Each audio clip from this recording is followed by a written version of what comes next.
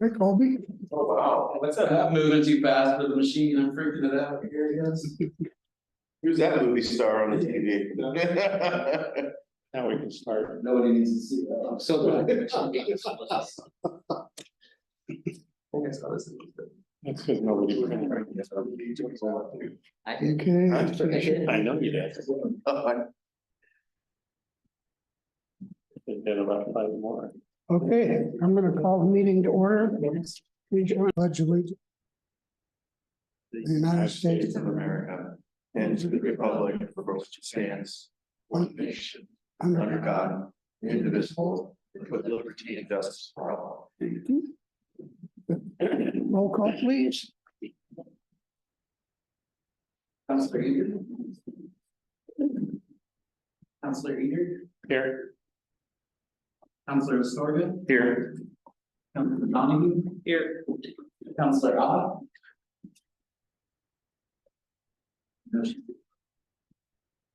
Counselor Over. Here.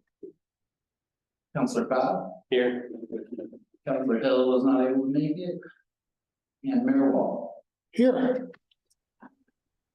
Did you hear me say here? My audio is weird. So, no. We can hear Did you hear me? Yep. Yes. Okay, Thank you for joining us by Zoom.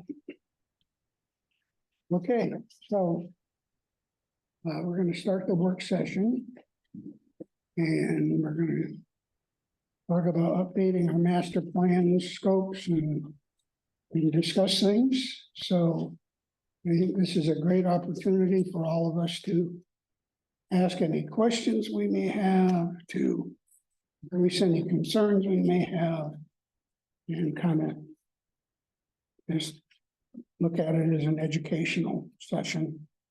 So I will turn it over. Mark, do you have some comments you'd like to make to start us off? I just wanted to say thank you to council for putting together and having this opportunity to speak with Matt, our city engineer, and ask questions and have a little bit more understanding and just a little bit more of a casual environment than a council meeting. It seems to be a lot more rigid and that type of thing. So work sessions are designed to be work sessions, questions and answers. No decisions to be made or anything like that, but it's an opportunity for us to foster a little bit of understanding. Like I said, ask lots of questions, so that's kind of where it's at. Tonight I brought with me all of our plans. Thanks to Colby and others for finding them all. There they are, and they were way too thick to be a part of the packet. And yeah, we'll be slaying trees next week or after that. So they're here tonight as reference material, but not to be entered into the record as our plan. So they're certainly public record, public documents. Anybody's welcome to look at them anytime. But in case you want to take a look at how ancient some of them are, but looks like maybe a couple of them are not quite as old as the others, but I'm just happy that we're all here. Thank you, Councilor Astorga, for making some pulled pork. We've got lots of sides and food, so we can grab a plate and sit down and just have a conversation. That's all I have, Mayor. Okay. Thanks, and yeah, anytime anyone wants to get food, we'll just have an open bar, if you will.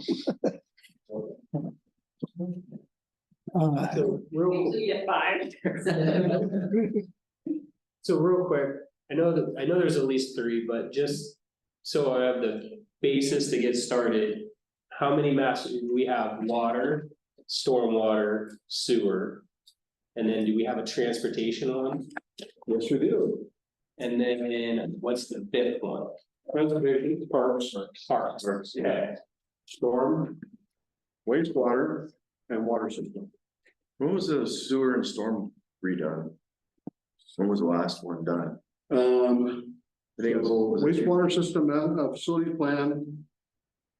Final draft April 2014. Wow, okay. Okay, storm was May 8th of 2002. Okay, I thought it was 2008, but I thought maybe I thought I saw something. Yeah, storm was 2002. Okay. Water, of course, we're in the middle of the water plan right now, so that was last done August of 2010. The Parks Master Plan, presumed 2008 because it's for 2009 through 2024. And then the Transportation System Plan was last revised on June 23rd of 2003. Got it, thank you. So we're kind of all over the board on those.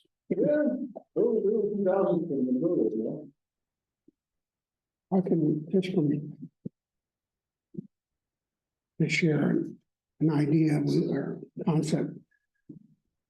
We finished, the city, finished the park master plan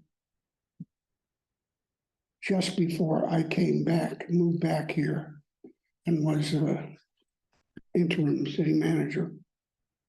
And we immediately got a couple of pretty decent sized grants because we had a plan that was adopted and was up to date. So the importance of it, I can't emphasize enough that we're up to date, and whether we call them brand new plans or revisions, it really, I don't think it matters that much, but it's important to keep these things rolling and as things happen and city grows or doesn't grow, revising them. So I'll just.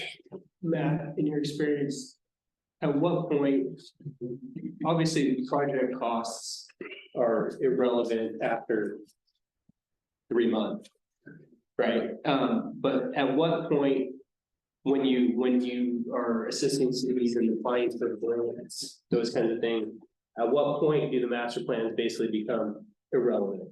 Is it if they're more than like 3 years old, they're kind of starting to be obsolete at 5 years old, like they're junk, or is it as long as you're less than 10 years old? Kind of where do we reach that point of a loss of validity, right? Generally at about 10 years, the projects themselves, you need to relook at the costs. You're right. I mean, it's crazy what happens with the costs, but for the most part, those are indexed, and so we can update costs, construction cost index.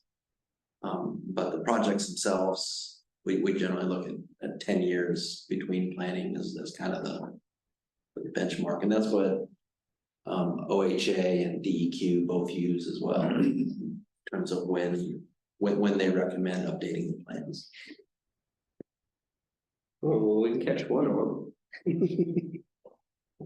Okay, thank you. In the old infrastructure committee, we did index them. We have all of the list of projects from the plans and that we were working with.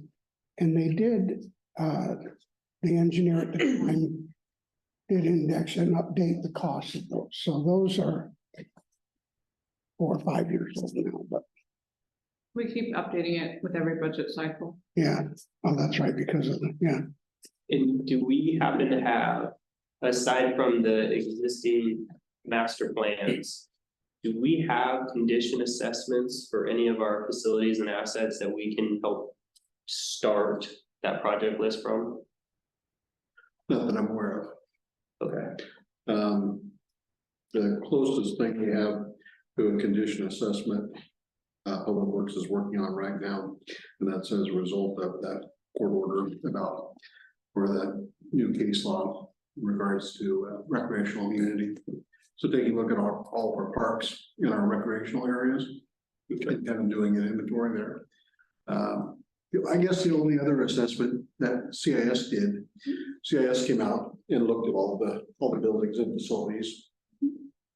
So I guess I'm just remembering that. That's the only one that came to my mind. just curious, and I know infrastructure is different, but I know like a lot of times the way we do it, facilities get assessed. From that, it spits out a list of here are all your projects, and then that kind of gets prioritized and is kind of the seed that grows into, some of the master planning effort. So I was kind of curious what we had for you to start from on some of these. I don't know of You anything. walk in on a blank page, where do you start to help identify? Yeah, I mean, we know what didn't get accomplished in these plans. And that's easy enough to see if that's still applicable or still a need.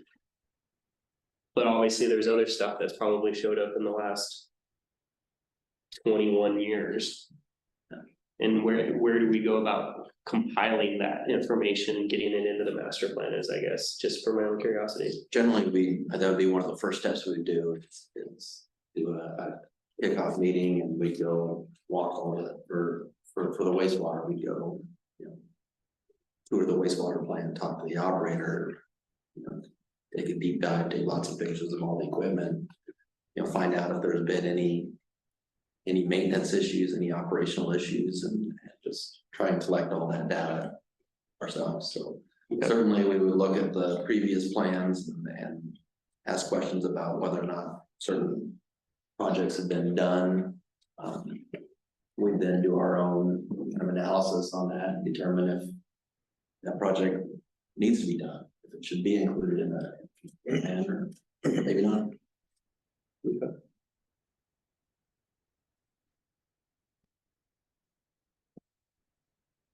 So tonight, we're just gonna talk about the water master plan, No, no, not necessarily. maybe we could have a status update of where we are on this current, on the water plan now. Yeah, so we've been working on the water master plan for 6 or 8 weeks, I think now, and we have I think we've been progressing through the plan kind of in order, so we've developed a pretty good description of the existing system, identified the problems that the system has, looked at anticipated growth rates for the city, future demands. What we don't have finished yet is kind of a review of recommended alternatives to address those deficiencies. So we kind of laid good groundwork on what the problems are and what we need. We just haven't finished yet the section and fix which is deficient. So I'd say we're probably at about a 50% point. My plan is to send you guys a draft of that probably within the next week. You guys to review, probably particularly Alan, to make sure that we accurately kind of identify the system and talk about what the issues are. That should be coming pretty soon, and then I think the final draft should be done, I would imagine, by March. It's going along pretty good.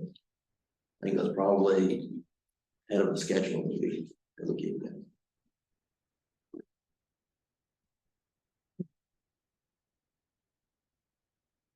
But one issue that was brought to my attention was how we should approach updating all these plans, and you have given us a proposal to redo all the plans, essentially.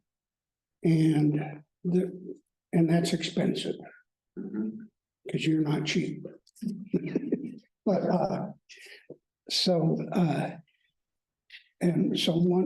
one concept that was brought to my attention was, do we, and I guess I share it too, it wasn't my idea, unfortunately, but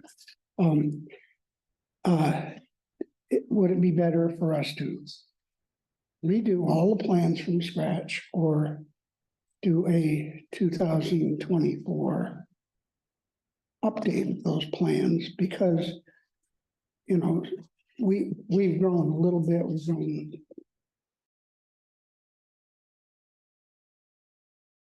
over that whole time period. So that's one idea. So let's just talk about that. In my experience, the work that we have to do for a master plan and you know, updating population and demand projections, you know, reviewing the system, those are all things that need to be in an update. I don't think it's a big savings to do an update versus a new one. I think the amount of work that we have to do is pretty similar.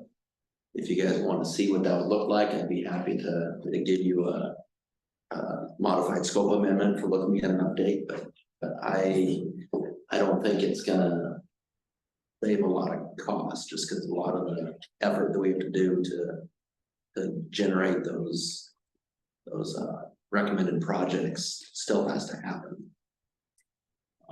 But if you'd like, I'd be happy to generate a scope and we can see where that comes out. If it's a better number, great. I certainly don't mind doing it. My experience just hasn't. It's not a lot less effort for us to do that. And the only real benefit we get is just that we have an updated plan for grants. And that's just basically it.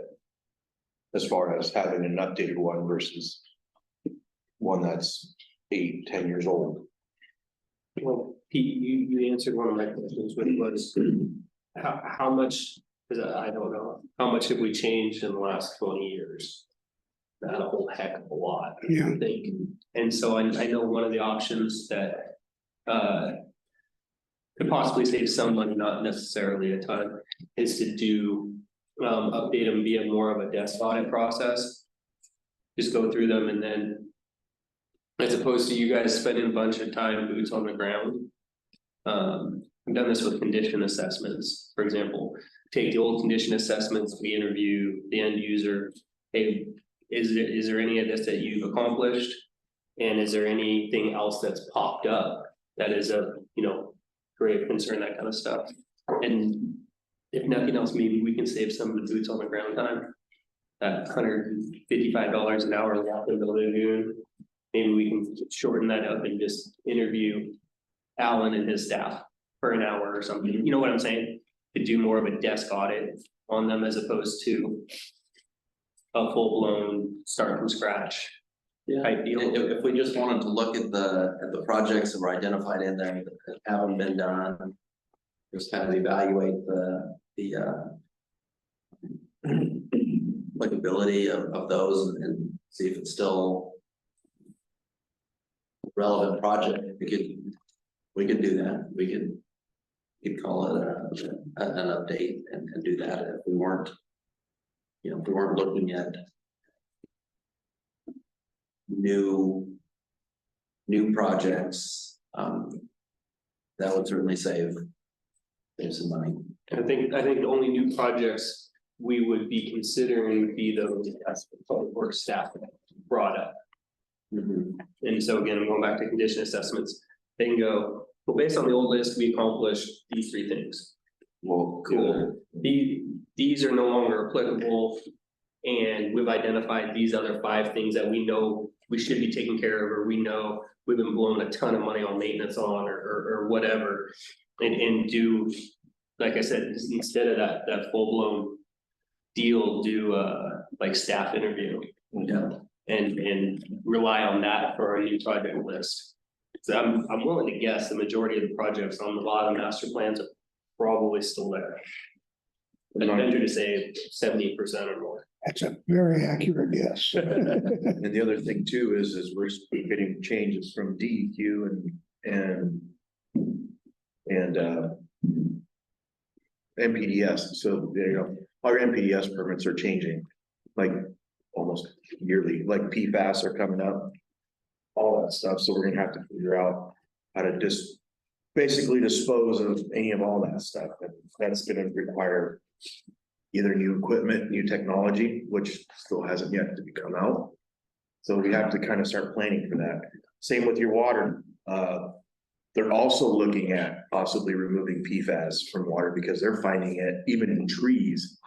So it's pretty crazy how like they're finding it in parts per million and trillion. So some places might have to start going to RO, Alan, and that's kind of where I'm stuck at is when I see some of this in the water master plan stuff, you got your water system modeling, but where's all like, let's see here. your water system description and background, and then your system mapping, but where's your treatment? And I see it on the wastewater side of it, where you have the treatment stuff, but you don't have it here in the water. Because even with groundwater, even with your well water, you still have to treat, you know, I know, and also they're getting tighter on arsenic levels too, so. And a lot of stuff is such as, you know, like, I know like what Pete shares a sentiment, and so does a lot of our citizens. They want the water to taste less metallic. So one of the options is what treatment options do we have? Do we have a sand filter system? Do we have slow sand, rapid sand? Do we have a media bed? You know, are we gonna go through all these options? And what's the cost and breakdown of it? And then ease of use, because that's the biggest thing, is ease of use for the operators. We are actually looking at treatment options for the water. I don't have a copy of the water scope in front of me, so we can't see what we have in there exactly, but we are looking at treatment options. But are you guys looking for future? That's my biggest question, because that's gonna be your biggest expense.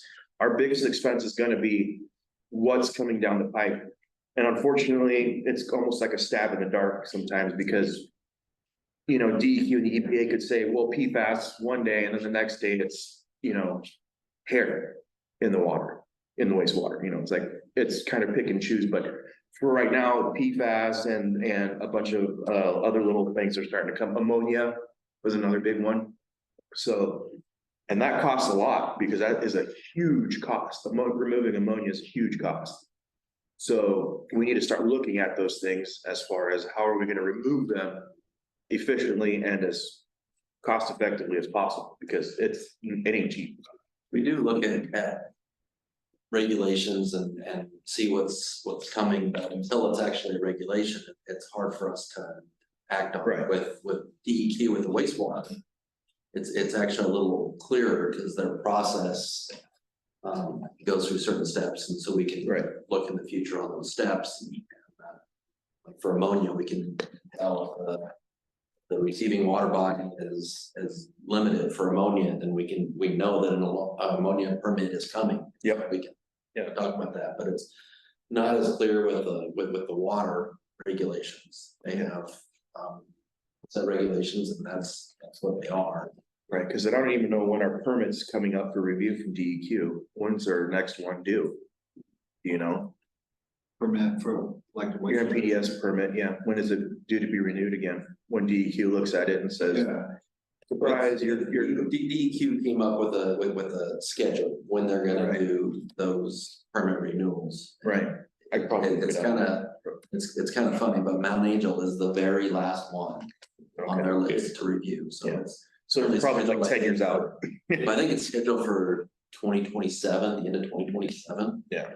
But it's a few years out there.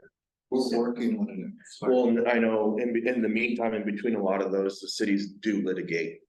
Because I work for a city right now that's litigating it, and it's been almost 10 years since we've had a permit, so. It will take time off and or add on to, but what I wanted to get to was, I didn't see any of that in here, and so I was wondering. And so that's good to know that you guys are thinking about that and trying to add it into there. So, because that is a big cost, huge. So I have a question back to the task at hand. And if Pete is gonna be able to answer this. Okay. Right. If Pete and Mark. So I see there's two ways we could go about this. We either try to swallow this whole thing in essentially the next 12 to 15 months, right? Or we say, okay, we're gonna do one plan a year for the next 5 years, something like that. And I'm trying to look for some pros and cons here. The pro is if we follow it all at once, we're neck deep in it all at once. Everybody's thinking about it. We're coming up with everything. And any grant for any system that comes up, we're now immediately eligible for, essentially, right? The downside is in 2034, every single plan goes bad in the same year. Which way makes more sense? Is it better to get eligible on all your plans right now, knowing that in 10 years they all go bad in the same year? A good question. I don't know. Well, it depends on who's here in 10 years, and what their mindset. Yeah, Okay, well, looking around the room, hey, Matt. Dave, should we worry about in 2034? We know Pete won't be here. He'll be with us. He just won't be at the table. well, that's nice of you. I had to rephrase what I was saying. I'm iffy, Touch and go. Well, for example, the park plan is still valid. You know, so that's not something we should be jumping into. I think another element, our transportation plan, given the limitations of where our current roads are, I don't see us taking a path through the middle of town and doing a new major arterial. So that is not, that's not going to be a very complex project, I don't think. The ones that I think are the most important are the water, which we're doing, and the wastewater. The two that funding is more dependent on the current plan is. Yeah. I would guess that you could still, if the city had the momentum, I imagine you do a parks master plan, you have momentum, you want to see parks, so you apply for those grants, you get the grants. But you could still do that, I think, based on the plan you have. And same with the transportation. I don't see that those have that same renewal period as the others. Stormwater, I think, is sort of in that box too, because it's not regulated quite like wastewater and water. For those ones, they're pretty adamant. In order for the city to qualify for a lot of the funding packages that are out there, those plans have to be current. And current is just within 10 years. So what it sounds like is due to the limitations or just the overall lack thereof of what we have, parks and transportation are easy knockoffs to say, we looked over it, we interviewed Public Works, we touched it, we updated the price, and we used the information. Right, because that's one thing I'd see as an advantage of them all at once. All of our population, growth, usage, all that other stuff, let's be honest, It's plug and play. plug and play for all 5 plans. Those two can easily be desk readings, desk audits, updates. Water and wastewater are too many outside factors that we need. We're not gonna start Tony back up, but we just know that outside factors that those. And so then the question obviously becomes, is the stormwater is just so old? And we are a city that eventually discharges into a river. So that to me worries me as much as the other 3. So then I guess it comes down to, we know the low hanging fruit. Those are easy. We might as well just kind of do them while we're doing everything else via desk audit. We know water's the one that our constituents are most concerned and complain about. And then the question comes is, what do we do with the other 2? And I guess another factor that enters into this, Colby, I read in the weekly report, the housing needs analysis, which has a huge part of that is potential population growth and projection. So that it's gone before the planning commission now, right? Yeah, it's been approved by them with a couple of minor changes, but Okay. nothing major in there. And so the next step for that is to, come back again to us Yes, if we can get the consultant here. I'll be bringing that to you in. a smart ass remark, but that's okay. We all caught it. Yeah, Yeah, I'll be bringing that H and A to you at the next meeting. okay, So so, that'll be the big topic on the agenda, it looks like, okay, but that will be coming before you next week. That, well, I'm sorry. so that's a foundation for some of the work that will be needed for population projections and all of that too. The problem is that both DEQ, OHA, and the primary funding agencies, Business Oregon, USDA, require that what we use for population projections is the Portland State University population projection for the city, which really has no bearing on the work that you're doing, or if it does, it's delayed by years. And so, well, that certainly has an impact on the growth of the city, you guys need to be planning for. It generally isn't allowed to be accounted for in these planning documents. We're kind of required to use those Yes, Portland State University numbers. except, Kobe, correct me if I'm wrong, wasn't the PSU estimates and the foundation of the population work in the housing needs analysis? Yeah, that's exactly what they did. So it's the same, it's the same. Yeah, no, that is correct, it'll be the same ones. Okay. Does that also future growth also with your tax base? Is that kind of household medium income being used for that future projection? there you go, demographics are there, yeah, I mean. But now I've had some issues with PSU's projections in the past. Yeah. Mhm. In fact, I believe when I was the city manager here the first time, we appealed the population projection, we actually won, so. Or we prevailed. There was no win, but they were, PSU they have serious constraints from the feds too, so it's like,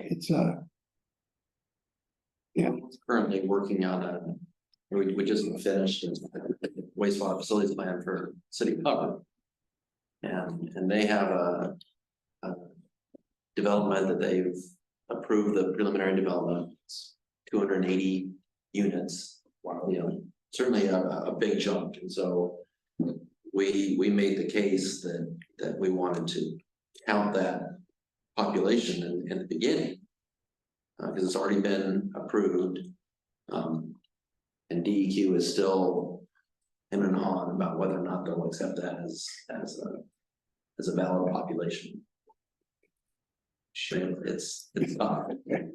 What I've seen from the PSU trends is they're always high until the census is done, and then they drop back down to the census amount, and then they Yeah. climb, and then they get. because they have to meld it in with the feds, so, yeah. So a couple other things that I'll point out now, that we generally don't do parks master plans, so Civil West, we don't do transportation master plans. But if what we're thinking about doing, what you suggested is kind of just taking those projects, updating those costs.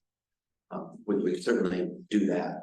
That would be a pretty easy task. You guys want to do that yourselves if you want to. I don't. I did enough during the day. I volunteer, Joe. But Those two, I think the scope of work is, updating the list.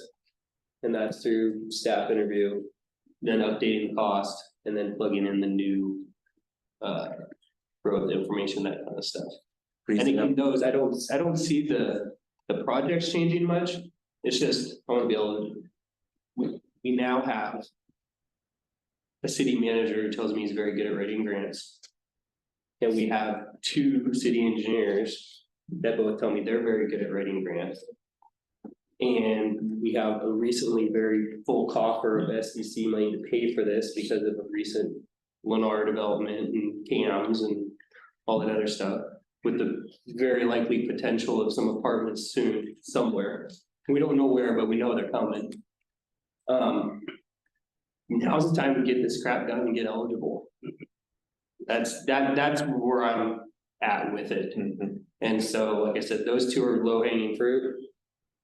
We already started the water one. And while we're already working on the water one, I know it's not a lot of overlap. But I think there's enough overlap that if Tara tells us we have enough money,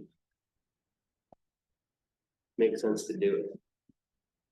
We all know nothing's getting cheaper. So do you say, talking about the updates of the transportation and the parks plans, and kind of going through those recommended projects, crossing off the ones that have been done. The part that concerns me a bit is when you talk to staff, if there are new projects that need to go in there. You know, that's where a lot of work comes in terms of developing what those projects are, looking at alternatives, costing those out. I mean, that's another level of effort above kind of just taking the projects, updating costs. That's a giant question mark in being scope proposal. Totally understand. Yeah. We don't know that until Alan and Mark tell us what they want to get done around here. So, yeah, I know that's a big question mark. On that subject, I mean, what do you want to see get done? Are you talking transportation? For transportation and parks, what is in, I'd like to see our portion of Academy paved, North Pershing. Is that the county side? County's east of Leo, so cities is Academy. I'm constantly getting complaints about that, and the road is horrendous. County's down there all the time grading it, and they try to cut the potholes out, and they just can't keep up, especially this time of year. Yeah, both Pershings, North and South Pershing, May Street, First Street. They're all getting pretty bad. railroad, Well, railroad, hopefully. yeah, we're working on that right now. But, yeah, definitely railroad. Those are just some of the ones that I have in mind. West Markham, but that's not horrendous, but it's highly traveled and it's starting to get alligator. And it's clearly deficient in sidewalk. Yeah. So. For the park one, I don't see anything too wild and crazy. For transportation, again, probably not anything too crazy. I mean. Standard road section, curb, gutter, sidewalk, I mean, we're talking pretty easy numbers to get us where we need. I don't see anything that wouldn't pretty much right off one of your red sheets, you know, so. I think that's where we're at on those two.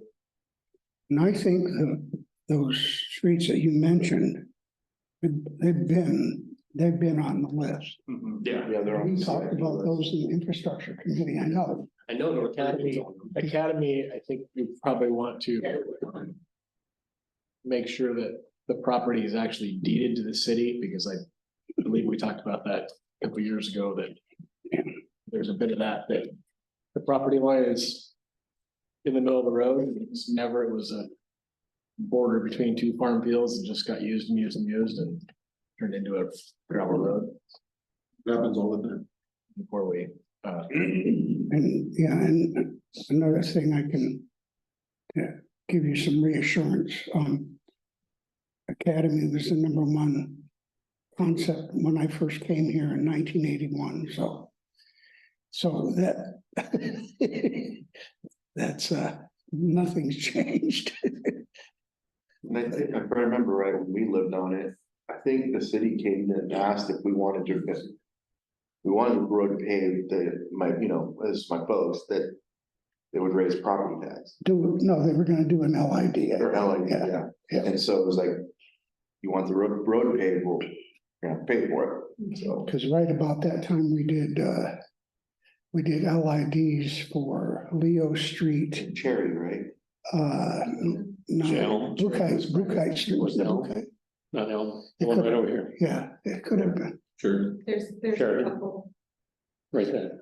But Academy, that portion of Academy is one of those, I mean, lots and lots of these projects have big cavernous holes we can dive into for money, but like, you know, stormwater is, I mean, there's a major storm, like, no stormwater over there basically, so that's millions of dollars a project that you wouldn't want to go jump into. Oh, we got a grant, we can do curb and gutter and sidewalk, and then 2 years later go, oh, well, now we gotta dig up half this and put a 6-foot pipe going through, you know, I mean, so it's kind of like, it's great to have it on a plan, but you know, we have all these plans, and I was on the infrastructure task force finance committee, and it's like, you have all these projects and you are only hoping in the next 10 years to maybe be able to do 1 or 2 before the other 6 blow up in your face.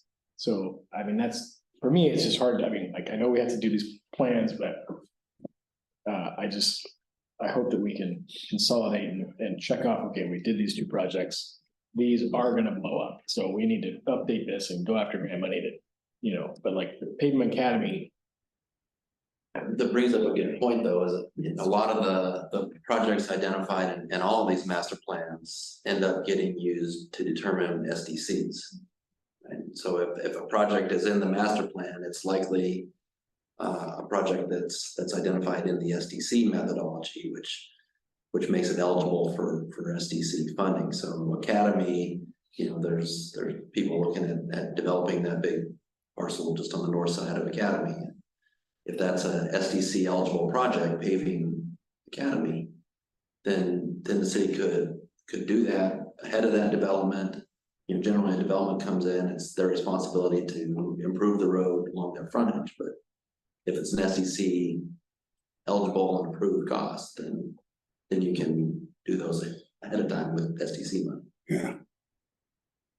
I think, well, that property, and then also the one to the north, if that, somebody ever decides they want to develop that, most of Academy is gonna be paved as conditions of approval, so. And that's our best chance, in my opinion, But even then, if it's a SDC And- eligible cost and they do it, then they're likely gonna get SDC credits for doing that. So maybe, either way you do We it, that's have- SDC money. We have yet to have a contractor ask for credits. It's good. Okay, So that. I know, it's like, don't mention That's it. the first question in the dark. and realistically, we still hold the decision on that. We could, you know, you can always say no. Or we'll give you a little bit, but certainly not give them back all the SDCs, not, well, I think everybody's smart enough here not to do that, Right. but so, Well, I know in other municipalities, the most you can be eligible for is essentially your added percentage. So like, I know I'm doing one where we're adding storm and we're upsizing the storm, and I'm only eligible for the percentage of which I'm increasing the capacity. And even then, I can't use my current construction cost. I have to go out there like 8-year-old estimate. And that's how much money they're willing to give me. And it's where does accessibility come in on all this? As far as ramping sidewalks, and where we have sidewalks that the sidewalk is this high, the curb is this high, and there's a storm drain right here, all on one corner. What plan do we put all that in? Is that part of transportation?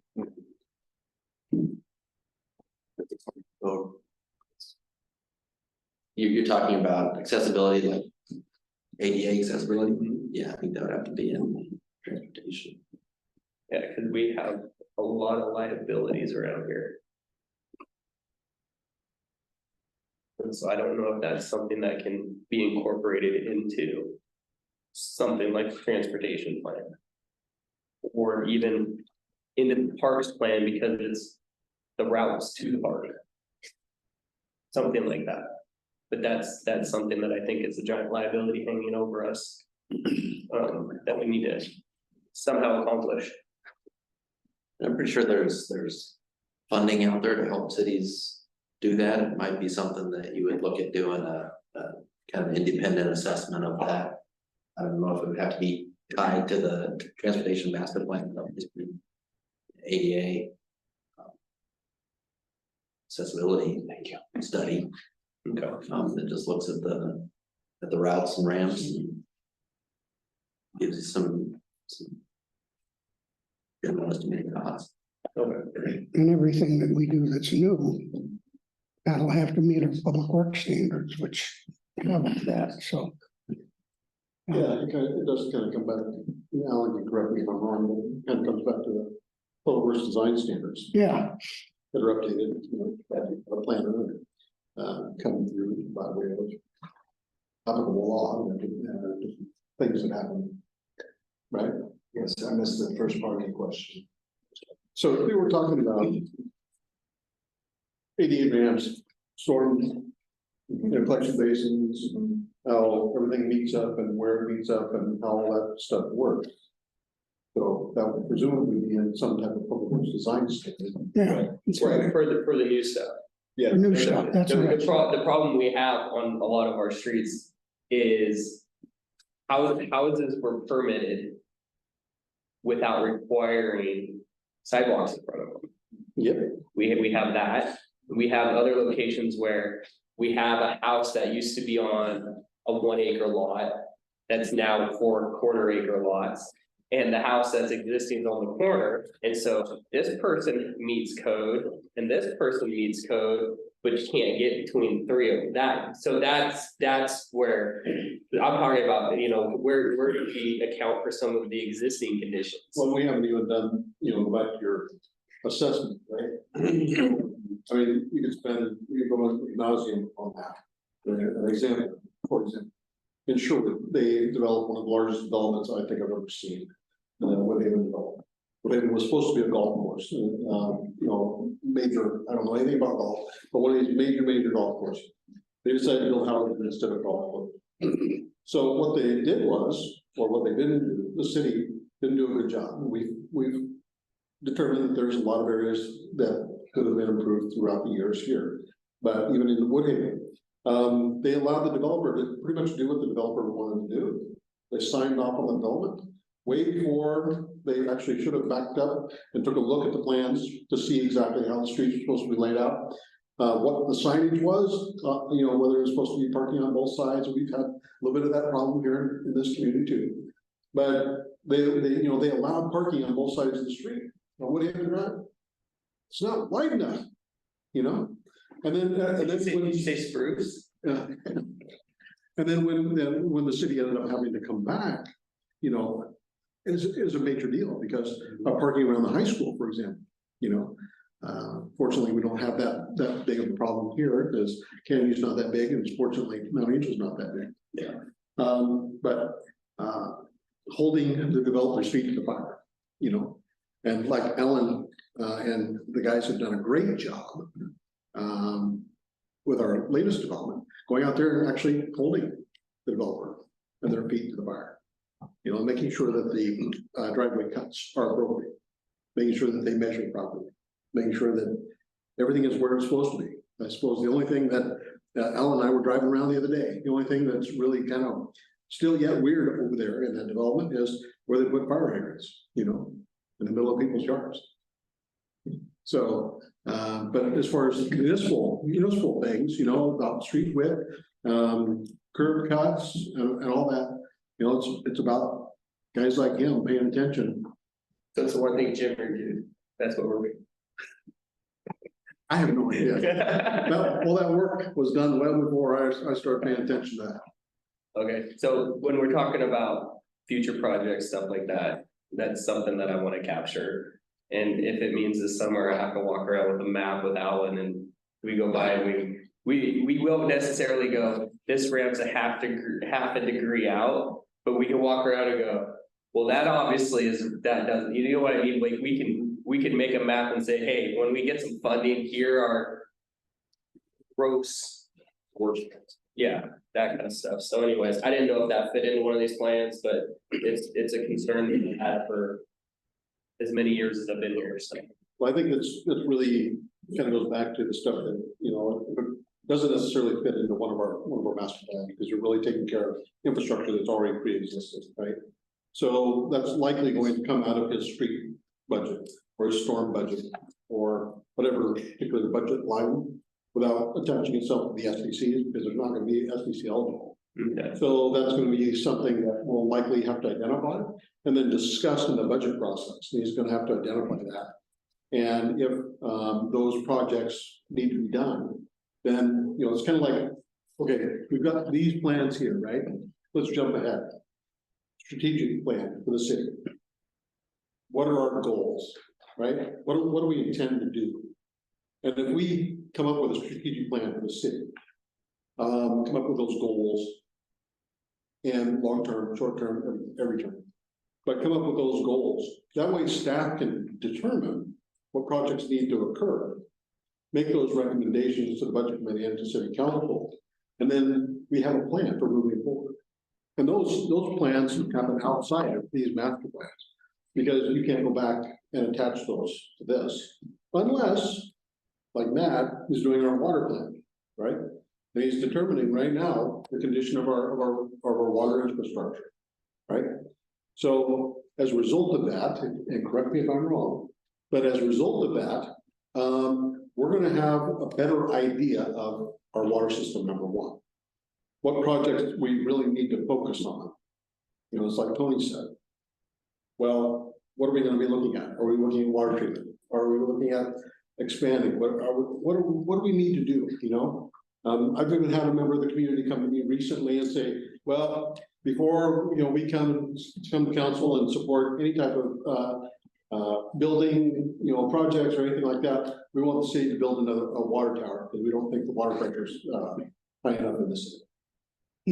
So I'm like, okay, well, thank you for your input, appreciate that.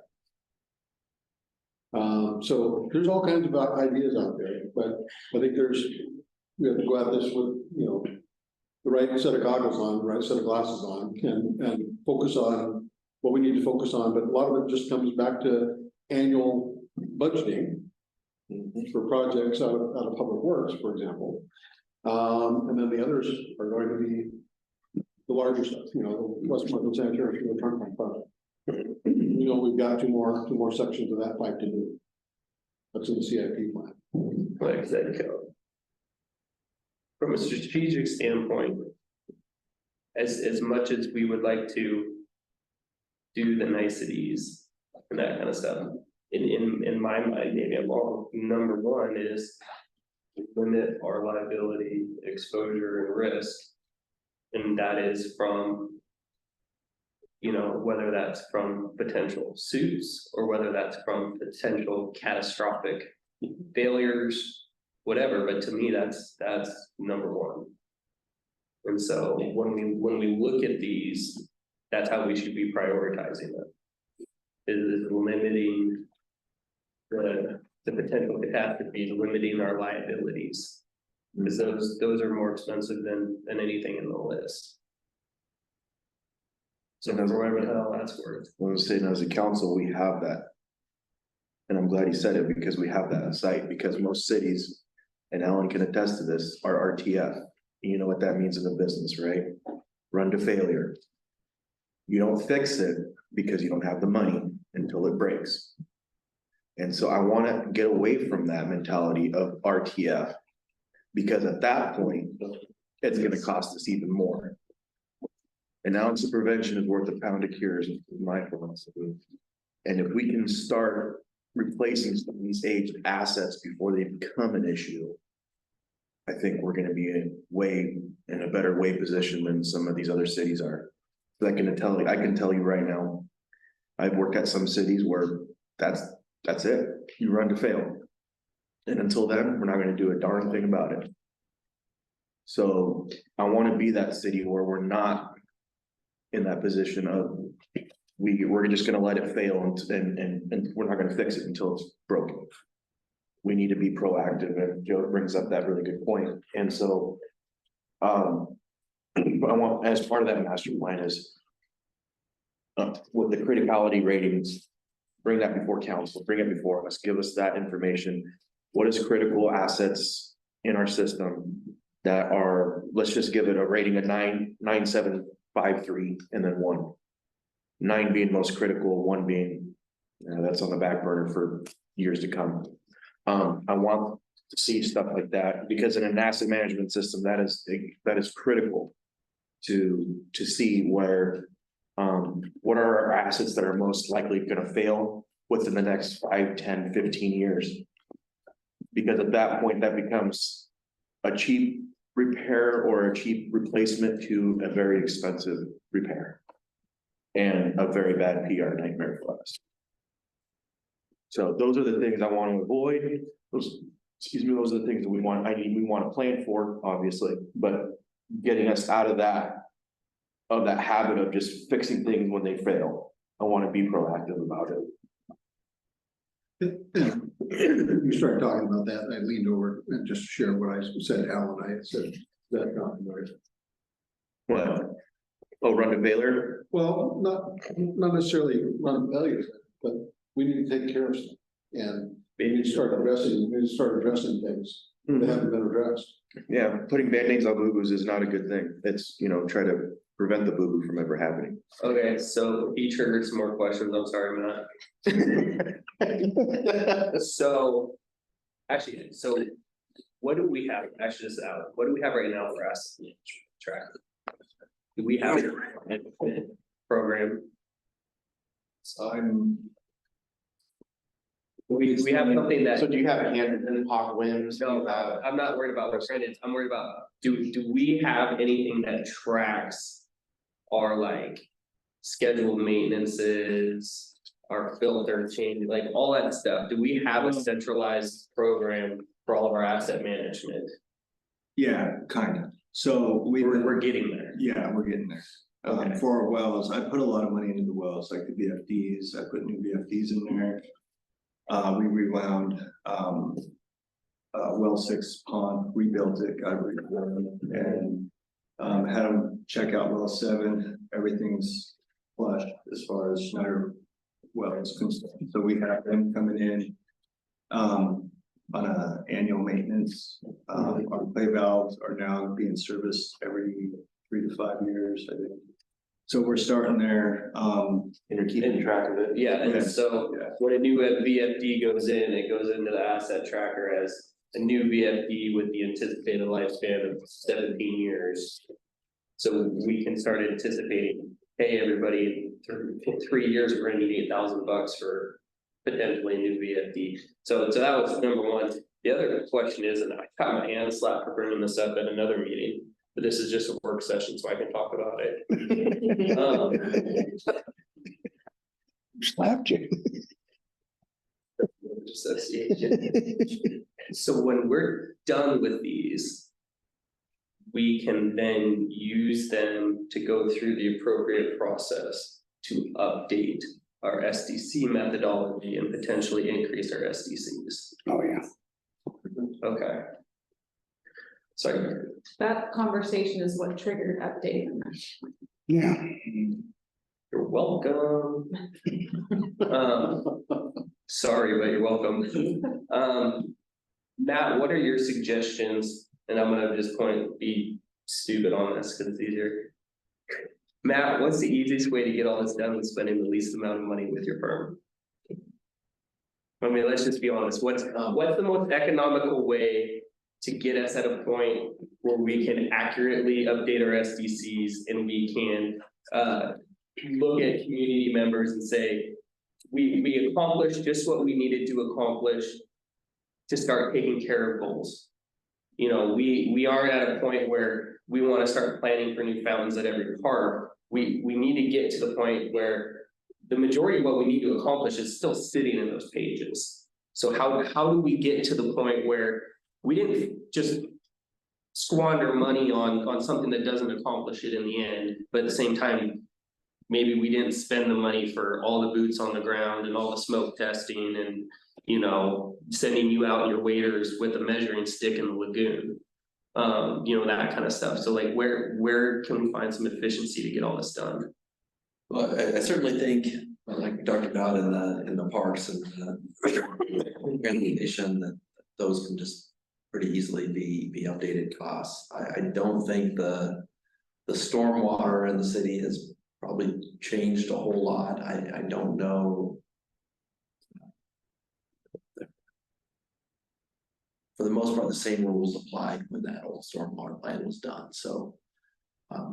I didn't do the plan, so I can't say that the recommendations are good, but, you know, nothing's changed that would change those recommendations. So I would say on the stormwater side, it's probably as easy as doing what you're talking about in terms of just updating costs, redoing projects and updating costs. One I'm more leery about is the wastewater one. I know it's the most expensive one, but like Councilor Story mentioned, there are new regulations, there are new laws, and I think that has to be a deeper dive into the stormwater or the wastewater facilities plan, just because I think there's more to it. I also noticed in the old plan that there were quite a few concerns about capacity, treatment capacity.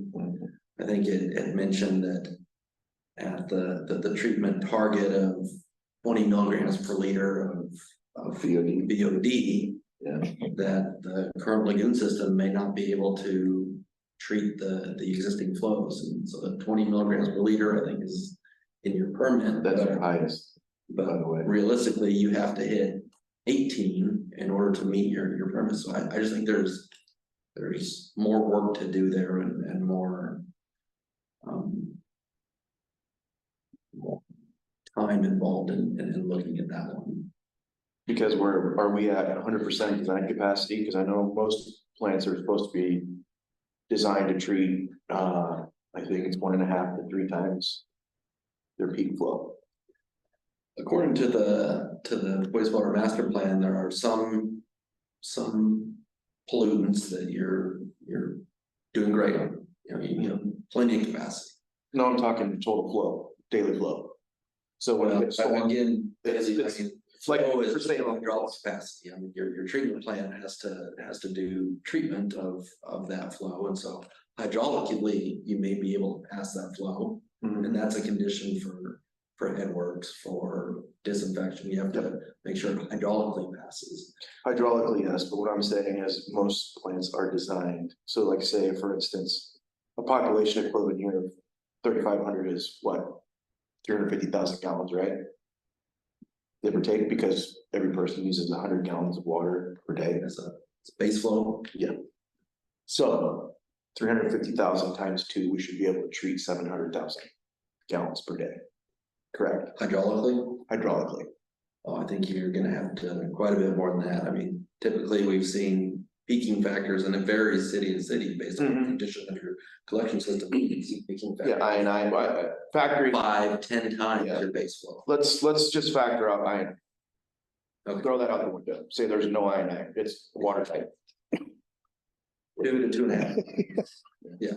So, but that's kind of why your flow goes up 2.5 times, is because of iodine.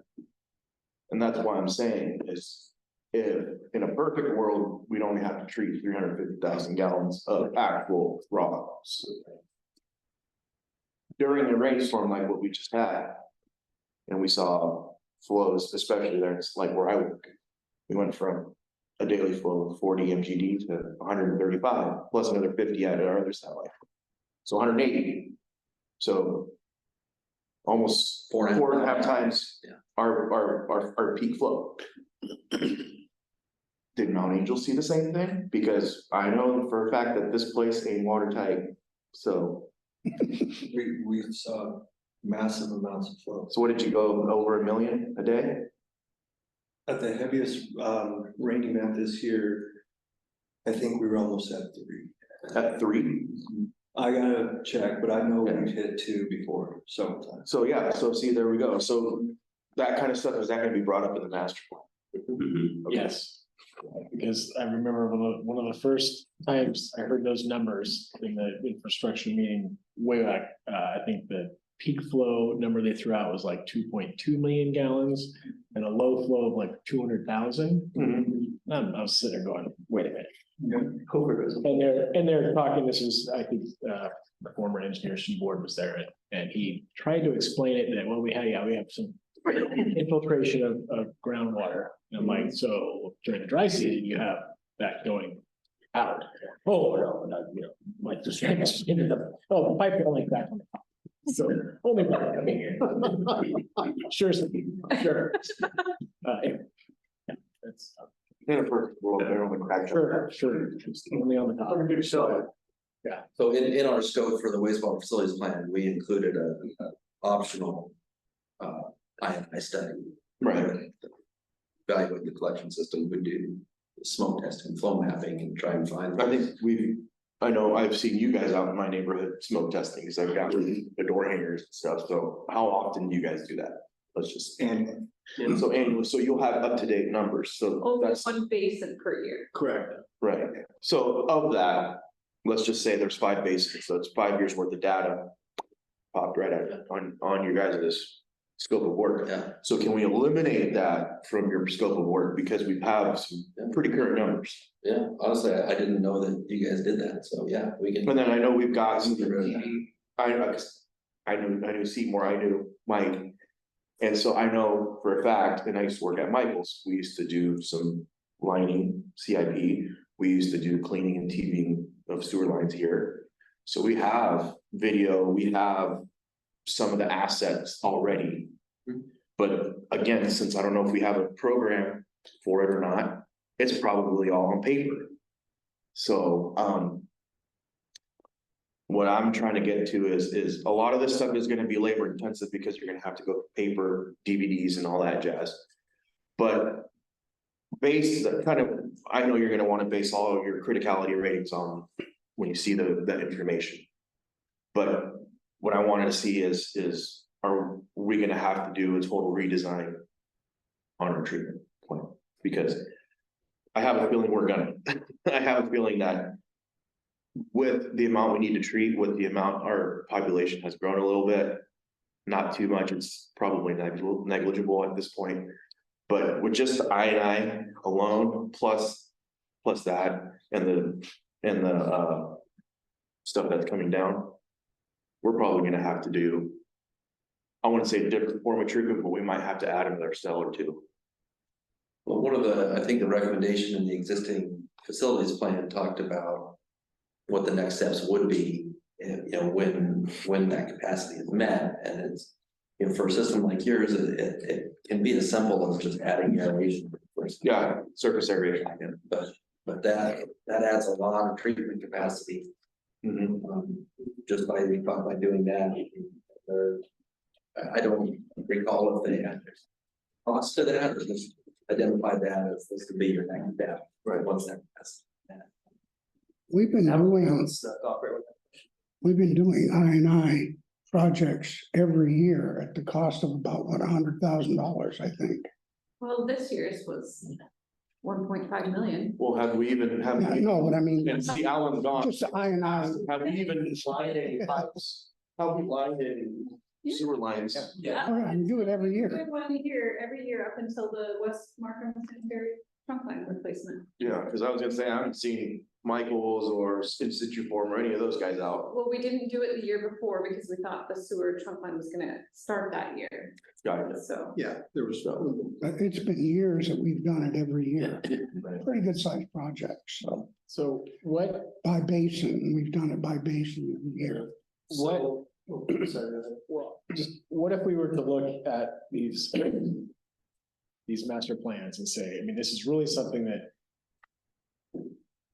we have to focus on what we can try to go out and try to get money to do in the next 10 years, because after 10 years, we have to do another plan.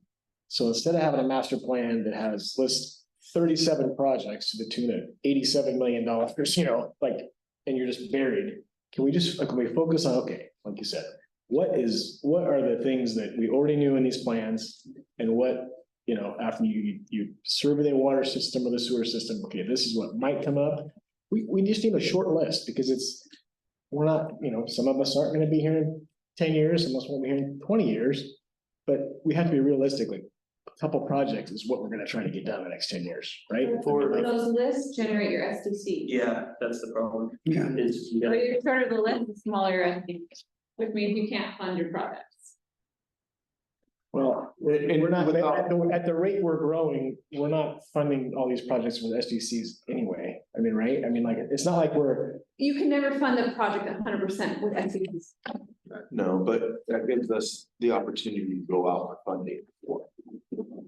but it Go to, like- gives us the opportunity to increase the SDC funding as much as is appropriate, and it lets us do stuff like when we update the wastewater plan, it will let us eventually get rid of our ADUs. And go back to billing on, 5 months with water outages or stuff like that. So the question I had for Tara is, because master plans are SDC eligible, is there really any advantage to splitting them up as far as budget cycles? Well, I know that we came across a time when we were double allocating our SDC funds recently, and I'm like, but wait, we're paying for our master plan. So it depends on the projects that we want to do this coming budget cycle and what master plans you want to fund.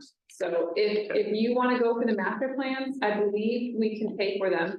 We may have to take a year or two break on actual projects. Okay, so that was basically the 3 questions are. Was what does it look like for our budget if we go after all of these?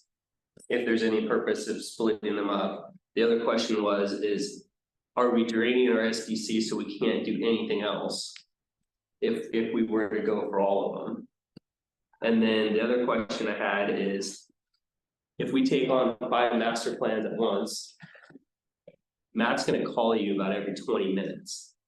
Do you have the staff capacity in Public Works to update 5 master plans? Yeah, we're running really thin right now as far as time and staff. We're down 1 staff till April. And City Hall's hogging another one. Yeah. Well, he's Well, almost stop doing that. We want to get Colby out of the temporary booth. I think he likes I think you like stuff. I was gonna see if we was buy it, but. We can get you one of those Amazon container houses that just unfold. Yeah, I'll take a tiny house and on it, there you go. So But I guess before I could say exactly what I thought we should do, we need updated fee proposal now that we have a better understanding of what we're looking for and what we can hopefully, how do I put it politely, take off your plate. Then we can use that to figure out how much of the SDCs we're gonna actually rob.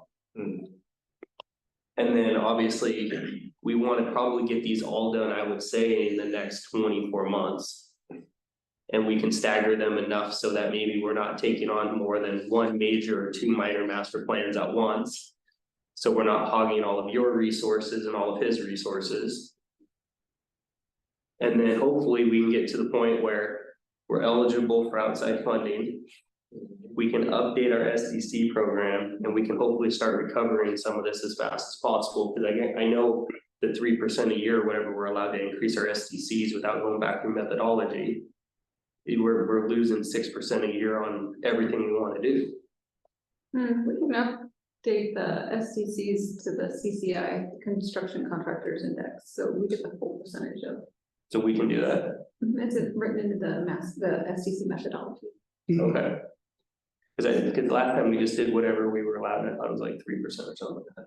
That might have been something else, but the Okay. contractors, when we can do the full. It's likely all these different boards and commissions getting something confused, so my apologies. maybe we could also look into maybe in the rates, what are we putting aside for future development or future projects and everything? As from our water bills, sewer bills, are we putting aside money for future improvements or. As much as we can, we put into reserve for future. Are you asking, or are you thinking out loud about, I'm just thinking out loud. what should we be What could we be? targeting to be able to do that or increase that, those? Yeah, cause I've had multiple people ask me, well, what are you guys gonna do with the water, this and that and the other? I said, we can't. And I said, but how much are you willing to pay? Yeah. And that's the problem. People don't want to have their water bill increase. And I said, it's gonna have to, and it's only gonna be for a few years. I go, I don't know how long it's gonna be, but you know. It never goes backwards, let's be honest. Well, no, I mean, it probably could if you Sure. your bill, you can put it on a separate line item where it That's says true. a few bucks a month goes to this bond or whatever to pay for, or, you know, to pay for this upgrade or whatever. I'm just throwing it out there. I'm not saying. Maybe we could just start charging them more and say it's going green water, like you get green energy from PGE, you know, and you pay more for it. You don't know where it's. There you go. Okay. Well, that's, I mean, that's what I'm saying. When you is- take your filters, it is. What I'm saying is Actually, it's just like the school bond, you know, where Right. there's an actual line item for school bond, and once that's gone, it's gone, and that's taken out. So back to the SDC money. So in development, I mean. A lot of mentality of Mount Angel is, you know, people don't want it to grow, want it to stay small. You know, 20 years ago when George Cam, we fought to develop that property, which is, you know, probably one of the nicest neighborhoods in town, and he's not done yet. So it's been 20 years of building houses now. The Lennar development's a little different. They came in and boom, 64 houses in 2 years. But you have, I mean, don't quote my math here, but roughly $900,000 in SDCs, right? You know, Somewhere in give or take. We're proposing to take basically half of that money and develop our master plans, right? It's higher than half, but okay. But I'm just, you know, Yeah. round numbers, like. Okay. 500 that's why we're telling them that sharpen his pencil. Well, but I mean, it's still just hard, you know, I still look back at seeing those master plans and like the mountain we're trying to climb with projects, and it's like. Whether we double our SDCs because we do these plans, we don't know if George is gonna Right. bring in 10 or 20 more acres and keep going, but that could be a 40-year project, so. Trying to spend this $500,000 to update these plans so we can raise our SDCs, and then what if development doesn't really come? Then we're just still sitting here and go, well, we spent $500,000 or $600,000 and I we're think- trying to. I think Yeah. STCs are a part of the pie. The other part that you guys have done really good at lately is increasing rates on an annual basis. Those really fund our projects. Okay. And they are supplemented with the SDC. So, and they kind of all work together, because if we see this mountain that we're trying to climb, like when I first got here, I think we were doing maybe one project every other year, and it may not be one in each. You know, it was one water and then a couple years, okay, now a sewer, and then a couple years. And we have done one water project every year for the last 5, 6, 7 years. And that's when we started in 2016, when we had the infrastructure task force meet. We went over all the plans, you said our funds are dying. We've got to start raising rates, because they hadn't raised them in 17 years. something like that. I think it was 17 years. A So- long time. That, it's a high. Well, and correct me if I'm wrong, but the other thing too is. If we plan on getting anybody else to pay for any of this, whether it's Fed money, grant money, ODOT money, whatever money. If it's not on one of these pieces of paper, it's not eligible to get anybody to pay us for it usually, right? We can go ask for money and say, we have this project we want to do. And they go, okay, that's cute. If you say, we identified this need in this master plan, and here's one of the projects from our master plan, suddenly everybody stands up and goes, okay, this isn't a vanity project. This is a previously identified need. So that's the only other advantage of getting, maybe not everything we can possibly find, but identifying like a few of the other low hanging or critical fruit finding that middle ground. Well, yeah, I mean, like I said, it's just, you know, knowing how many projects were, you know, spelled out 10 or 15 years ago, and we've done a couple. And, you know, try to identify the ones that, you know, our residents will be like, hey, that's a great project. And not just go, well, why did they pave that street, or why, you know, my street's worse. I don't know, it's. Then you tell them, hey, your street's gonna be the next 10 years. No, what you do, you get a master plan and you go, here's all the information you're looking It's for. just like, well, even back when. And nobody will read it, so that's. Back when they got the downtown, I forget what was it, it was a grant money to like redo Charles Street, right? And people were like, the pavement was fine there. People were just, I mean, they were upset, like, well, it was just, it was for urban, or, I don't know what it's called. It was urban renewal, it was just downtown core. That was the $50,000 grant. It was So we got those small separate- city a lot, Yeah. yeah. Yeah, and it was just for your downtown core, and it's like, well, I guess we'll, you know, we didn't want to not use it, so. Yeah, we're just like pissed, but. Yeah, So can we do that? Can we, now that Matt's clear on scope and goals, get an updated fee proposal? I'm happy to do that. Okay, I think that's part of the scope work, isn't it? It's one of the it's the financial evaluation and update, That's still different. is it? Okay, or recommendations. The other thing is, Yeah. can we put into every one of our master plans basically what we expect it to cost us to do the next master plan in 10 years? You want me to come up with that, or? go ahead. No, what I'm saying is when we allocate money or when we budget money, everybody heard me preach 2% of every building needs to go into our budget every year. They're tired of hearing me say it. One of the things I want when we're figuring out SDCs or funding or whatever is I see what you're. I want $200,000 to start being budgeted now. So that in 10 years, when some of us are hopefully still sitting here, we can go, hey. We got $200,000 because we knew we were gonna have to update this plan. And hopefully by then, $200,000 covers it. So. Before you answer that. Or say anything. So I'm looking at the wastewater system facilities plan. Which was supposed to be renewed, what, on 12/31 of 2015, but final draft was April 2014. Section 7.8, summary of recommendations. These are the recommended treatment system improvements. Treatment plant access, 85,000.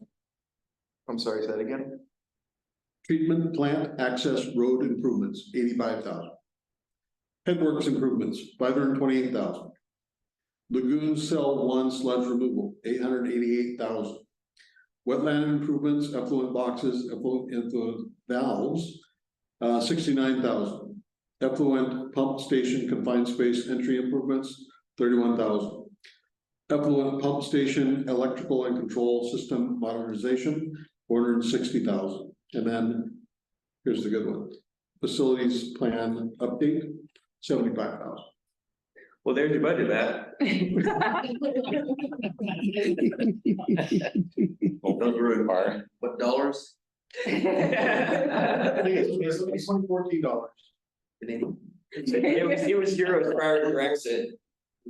Yeah, Brand X, their plan, yeah. Yeah, so. And I don't think it's honestly that, $2014, that's 75,000 is probably 95,000 and close to 100,000. And if we take out the I&I work out of the wastewater facilities plan, I think we're at 120.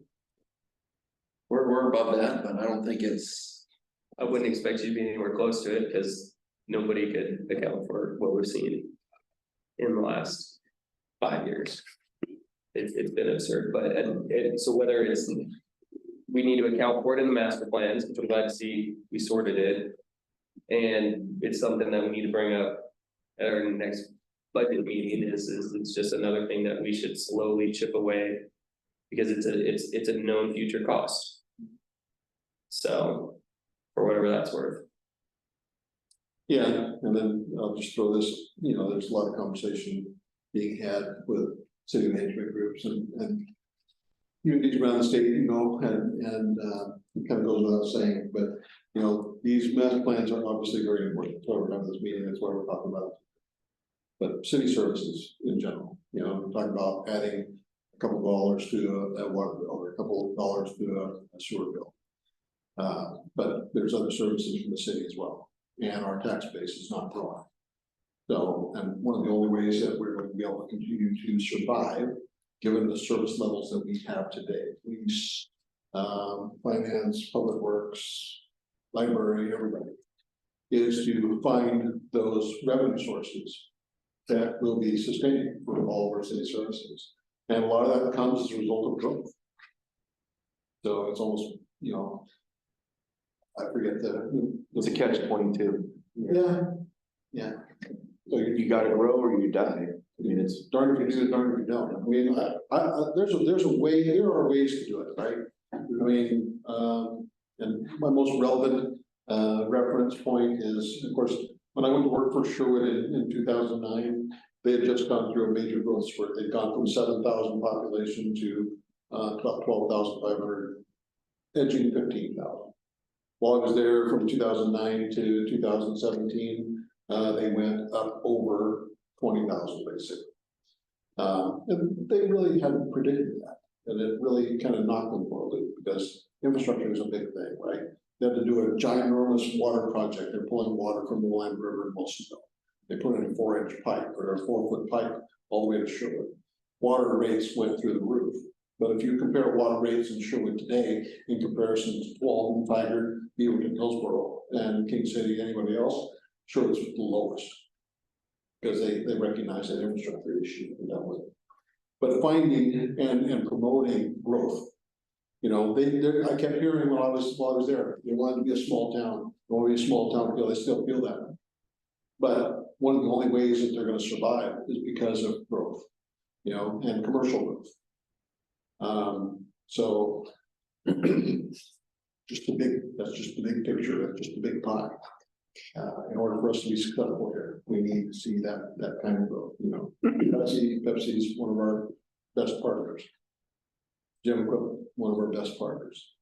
Logo, one of our best partners. Yeah, we need to get to the point where we can reasonably support a handful of other businesses. Yeah. And I think we're, you know, we talked to Colby, we didn't drag him into this conversation, but we're seeing interest like you would not believe. He's, you know, Colby will come into my office and tell me he's just been inundated with questions and people, you know, trying to get information. So I think that we are on the cusp of something very, very special here. Do you think it's because of our either our tax rates are lower or like property taxes, or is it because our water rates are lower? I mean, is it? I think there's a lot of people moving here, particularly out of the metro areas and that type of thing, because of our quality of life. You know, we have a relatively low crime rate. You know, Keep it that way. we're trying. But you know, people drive through the community and they're very impressed. They come here to eat, they're very impressed. They keep coming back. You know, I've got an ad that's going into Travel Salem. So people are gonna see Mount Angel everywhere, very, very soon. So we just need to keep moving forward. And I respect all those who have been here for a number of years and want to maintain the quality of life and lifestyle here. So that's going to be the challenge for city staff and for council, is to do this in a very smart manner so that we can attempt to retain as much of that as possible as we move forward. Because even though, you know, maybe we don't live here, I live here. So it's very concerning to all of us. And Well, I think it's up in Edgewater based on our location, because, as you know, we live here, work in Salem, and our commute time is probably the same as a lot of people who live in Salem and work in Salem. You know, we used to live in Woodburn for a short period, my wife worked in Beaverton. Her commute was the same as a lot of people who lived in Beaverton and worked in Beaverton. And I think unfortunately, a lot of people are realizing they can move all the way down here. And guess what? Their fuel bill might go up, they're putting more miles on. But their actual time in the car isn't, not to mention, everybody working remote now. Well, people are going to screw this, I can live out in the country, which I consider us out in the country. Maintain their job. They don't worry about commuting, that kind of stuff, so I mean, hedging for that future, I think is something that we need to put in there. You know, I know we use the PSU numbers, but realizing that based on the percentages, it doesn't take much for us to have a 10% bump. Because we're so small. So how are we account for that? Well, just, you know, it's already been said, Lennar sold 64 houses in no time. And probably what, 140, 150 people? At least. The medium household family in America, I think, is 2.1 people or 2.3 or something. So figure on 2.5. So Yeah. I can tell you that superintendent of schools was counting on 4. Perhaps. per house. I don't think the crowd that moved in out there is gonna. Good luck with that. Hey, I'll tell you, I moved into town so my kids could walk down the street and hang out with their friends. And I'll be damned if there's hardly any kids in any of the campouts. At least not any of the new ones. But anyways, yeah, going back to the point though, it's no different than us buying cruisers, right? I'd rather explain to everybody in town, yeah, I took $5,000 out of the budget for the next 10 years. Because I know we're gonna need a cruiser. Than to say, hey, we had to rob, you know, from these other funds because we didn't plan for a new cruiser or whatever. That's my thing is I would rather argue tax rates, SDC, everything else with everybody else and say it's because we have this assessment that says on this date, we're gonna have to do this. And it's easier to take it in 12 bites to get there. And so that's how I want us moving forward on all things in all ways. Well, I think, at least since I've been here, I think that staff has done a really good job of being very fiscally conservative and attempting to do just that.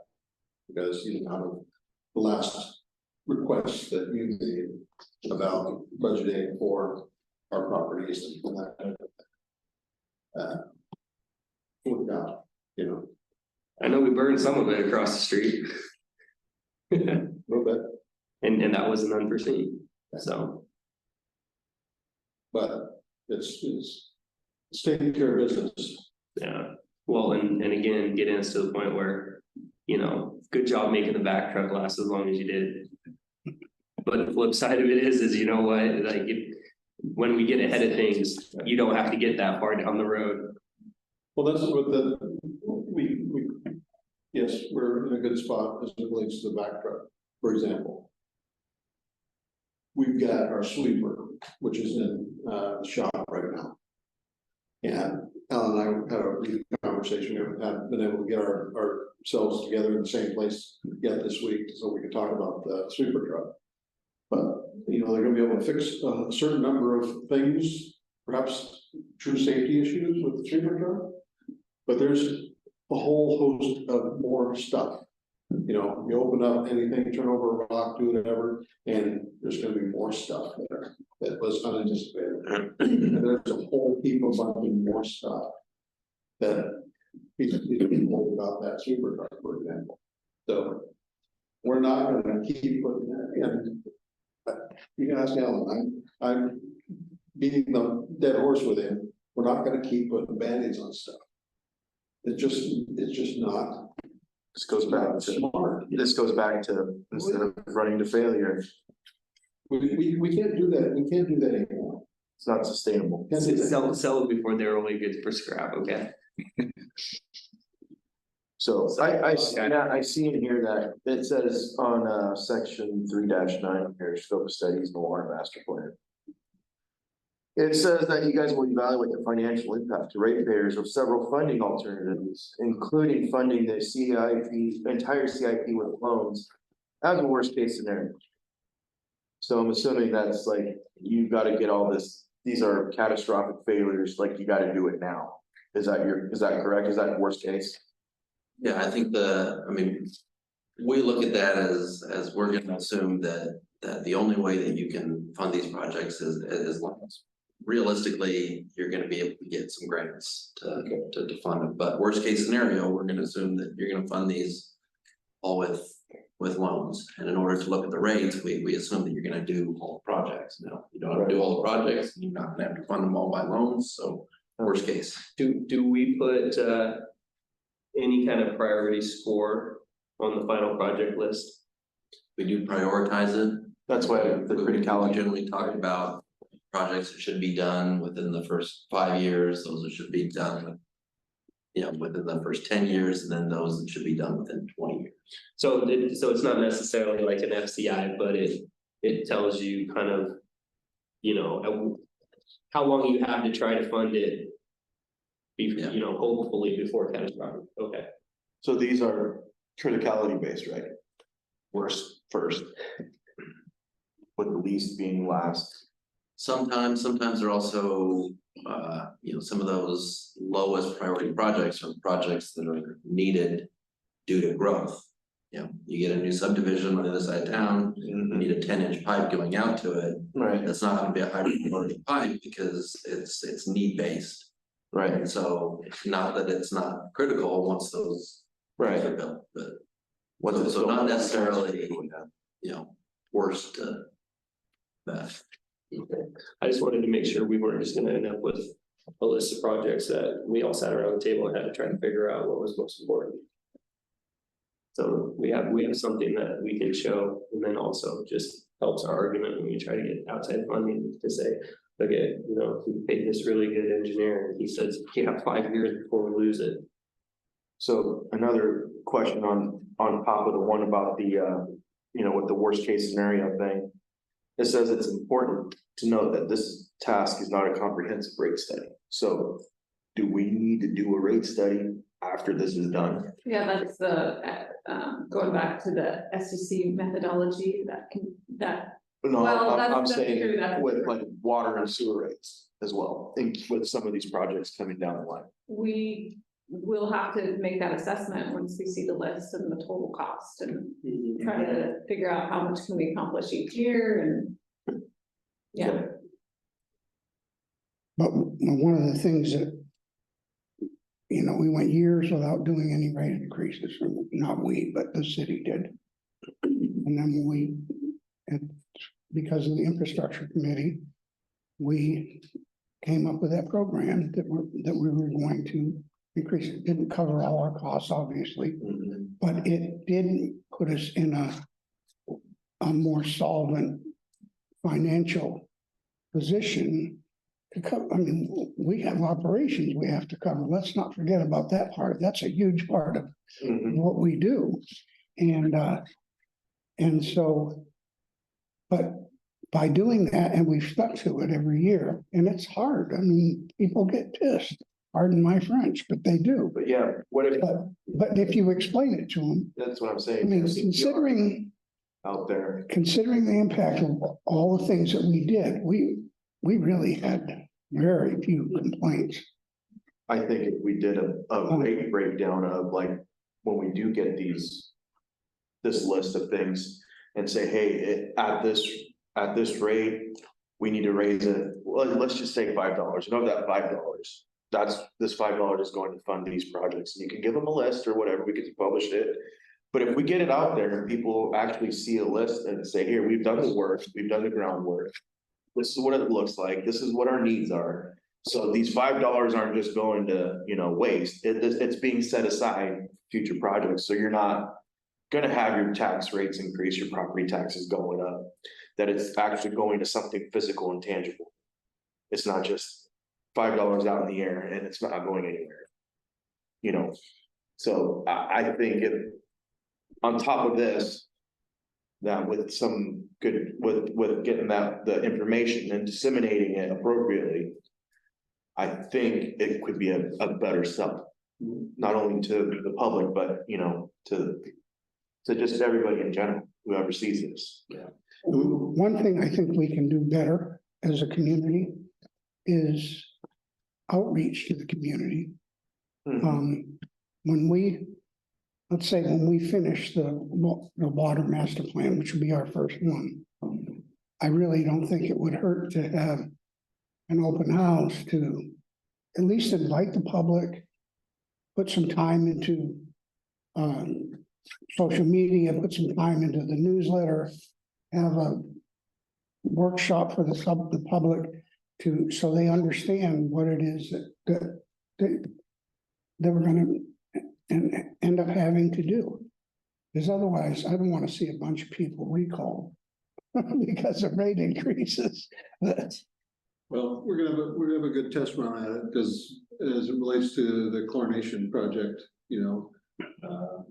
Some of the things that you're mentioning is on the plan for the implementation. Yeah. So, you know, public education, information, giving folks a time to learn about it if they choose to.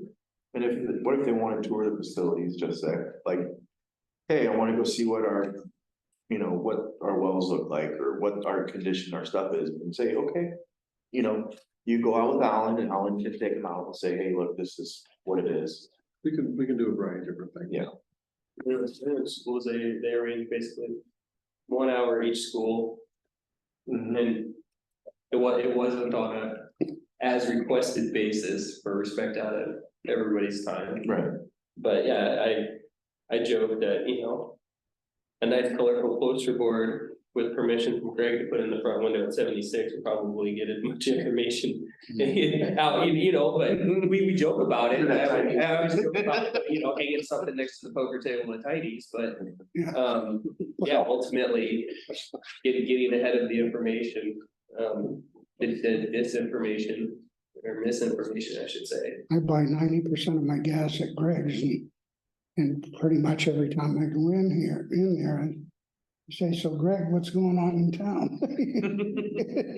And he'll say, well, you're the mayor, and I, no, but I need to know, so you. Yeah, there's what's going on with the city and there's what's going on with town. Exactly. So. What? I think you know where you're headed, right? I'm gonna interrupt here for a second. Shelley, do you have any questions or comments that you'd like to make before we close? Shelley, are you- I'm here trying to unmute myself. No, I think that a lot of stuff that was discussed is valid.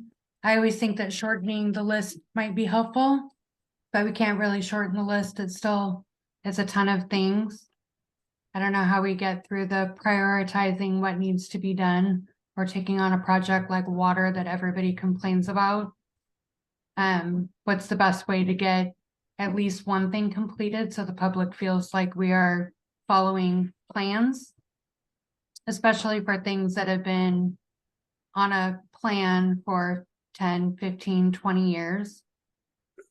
So no, I think it's all been good discussion. I was just jotting little notes and doodling over here, so. That was all I had to say. Okay, thank you. Do you have your back brace on? I do. Okay, I've had to get up and walk around a couple of times. I'm about reaching my limit in this kitchen chair again. I need to go sit somewhere more comfortable, but I'm trying. Being a trooper, I didn't want to drag my computer around. It's more comfortable to be in the kitchen at the table with the computer than on the couch, so. okay. You take care. So. Thank you. I'm gonna give everybody anything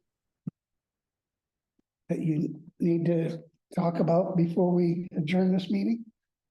I've got a question for you guys. We're talking about the water master plan, and we're looking at treatment alternatives.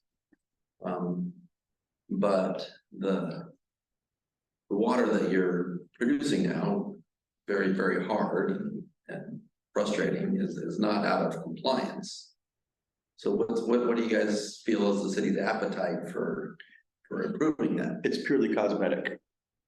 So they want better tasting water, so removing all the minerals out of it and basically getting rid of the hardness.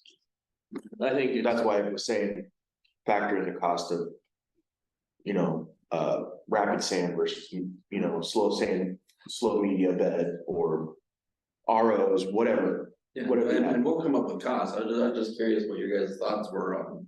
I think it goes deeper than that. And I've stood on a soapbox and called it a social issue before. I can tell you that it's about $4,000 to $6,000 to put in something that even comes close to taking care of water. I can tell you I have a $4,000. A little more than 6 works. So when I put mine in, it was a little over $4,000. And you know what? I still can't wash my car at home without water spots. I still can't, you know, everything, spots up, that kind of stuff. But as bad as that is, and as cosmetic or frustrating as that is, I'm not one of the folks in town that replaces their dishwasher every 2 to 3 years. Or replaces their washing machine every 2 to 3 years. And so that's where the concern is we're in compliance, but we're selling a product that kind of not physically stinks, but it stinks from the standpoint of it's damaging.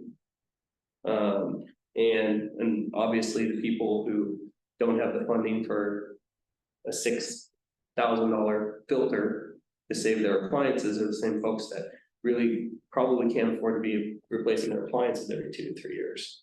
So that's, I think, where the appetite for going above and beyond requirements come from. Is doing right by the citizens and really truly hitting their pocketbooks. Maybe that's, I mean, unless the city gets, I don't say lucky, but unless you find a way to find grant funding for it, you're gonna pay for it. So water rates are gonna go up. You get better water, you can charge more for a better product. Is that that's why I was trying to say that. That's kind of why we were saying, we need to get out there and say, if you guys want this, this is what's gonna have to happen, this is why your rates are gonna go up. I can jump in. Mount Angel's the only city I've been associated with that didn't operate a water treatment plant. And I'm here to tell you, Mount Angel does not want to pay to operate a water treatment plant. It's very expensive. So there's cost benefit there. Anyway, it's very expensive. Well, you know a heck of a lot. I've only done it with 3 or 4 cities. You've probably seen 20 of them. You know how expensive. not an install it and leave it and walk away from it? Yeah, no, you operate it every day. And you don't operate it with one person and anyway. But that's the kind of stuff we need to see. Yeah. To make the decision. I would love it if our water wasn't damaging. Now, the flip side is I can't afford to pay $600 a month for water, so. I mean, generally, when we do a master, we'll look at it, we'll make a list of recommendations. And then this one's a little different because it's not whether or not it's a recommendation, you know, we can include it in as a cost, but it's not a recommendation from us because it doesn't necessarily, it's not violating any water quality requirements. Right. We'll certainly look at it, but whether or not we include that in our CIP list is, we're gonna have to have more conversations about that. You guys see the cost, tell us whether to put it in there or not. Or if there's other projects that we're doing that could be modified or done in a way that could have potential added benefit for what we're looking for. And I don't know where that might lie, but sometimes you do one thing and you end up with some unintended consequences. Well, sometimes that works on the positive too. Hey, we're already doing this. If we're installing this and we also install XYZ filter, not only would we accomplish this goal, but we could reduce the minerals. You know, and so maybe that's the kind of stuff that we're looking at. You know, we're not here to bite off a $5 million water treatment plant that costs an additional $500,000 a year to run or anything like that, so. So, just a kind of side note. So if we put in, say, filtration, would that change our grade level? Would we go into It probably would get 2 or 3. and then we need to get a treatment? Somebody would need to get certified as treatment. Treatment and distribution, yeah. Well, you still have to have your distribution anyways, but yeah, you have to get your treatment. And filtration endorsement. Filtration endorsement, if there's filtration, yeah. That'll probably put you at a level 2. You'd have to be a 3 probably. As the DMR signer. I got my distribution 3, but Yeah, but not your, that means to get a level 3, I'd have to work under the treatment for. well, you've already got your time in, but it's not a level 3 plan yet. Right. So you just, they'd probably make an exception. You'd have to talk to the patient. So is that fuzzy enough answer, Matt? It's not a need, but it's a. There's not. Reasonable. I mean, I think we have to show you guys what it would cost. And Yeah, Yes. I think the biggest added benefit is it saves on the electrolysis in your pipes. I mean, it's like basically cholesterol in your pipes. I mean, it literally is. I don't know if you've ever taken apart a pipe here in Mount Angel. But you'll get, you know, anywhere from a 1/4 inch to, 3/16 of an inch. Of just pure mineral buildup on any side of the pipe wall, if not more. Have I ever seen that? Plenty of time. What I'm saying is, that's your added benefit. But the chlorine's gonna start pulling some out. No, it doesn't. It's not. According to my water softener guy, it's gonna move stuff down the pipes. It won't, because a lot of it sticks, but a lot of it will, but a lot of it won't. The problem with that is also, not a problem, but that's gonna be the added benefit is you're not gonna have as hard water, it's gonna be, your pipes are gonna be cleared up. There will be a lot of, like you said, a lot of stuff breaking off.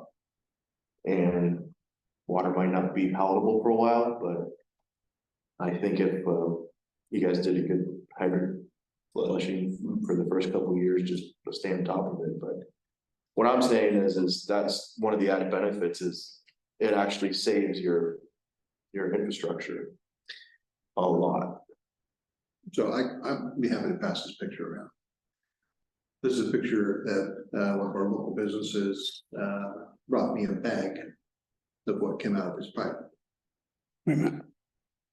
And then what his water filter looked like. Yeah. So that's my, honestly, because I don't know what I don't know, but what I do know is that's. I just don't like that. And then my other question is always, how do we get this out? How do we get this out of the system? Potassium permanganate, slow rapid sand filtration. Right. Treatment, But it's big money. it is, but over time. Solid chunks, that's. Yeah. Just solid, small chunks, lead to an end goal. Exactly right. Cutting an elephant bite at a time, right? And it is a big elephant in the room, and it's one that I think a lot of folks are gonna have to come to terms with. Do we pony up now and take it, in small chunks and pay it off?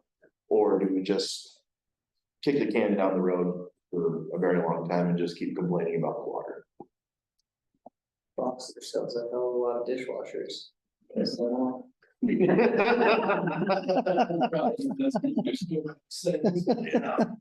There's not involved. Right. Well, the nice thing for the city, you'll have a plan if there's another round of Arbor grants or something, and you say, hey, we just got this money, well, here we go, you'll have the plan to be able to do it. Well, that's a great segue into what I was really thinking about telling you guys is that, I met with, Senator Wyden's office just a couple days ago. They're very interested in what projects we've got going on and what we're looking at. And, because they're looking at earmarking money. Right now, they're looking at earmarking money for capstone projects, really. But what do you need to finish a project, $100,000, you need $500,000, what do you need? But they're looking at really capstone projects more than they are funding a water filtration system or anything like that. But, so we established a good relationship, especially since I said, hey, we've got a water master plan coming.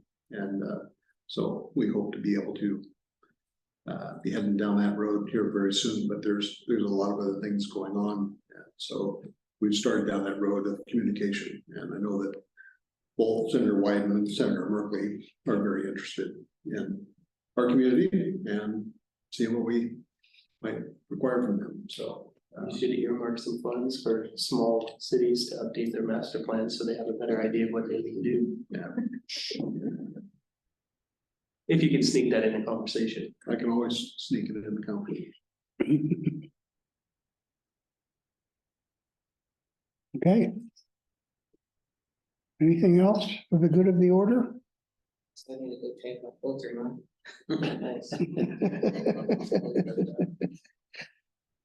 Okay, I'm gonna adjourn the meeting and thank you all. Okay, before you go, this is not related to the meeting. But before you go, This is instructions for Monday. Oh,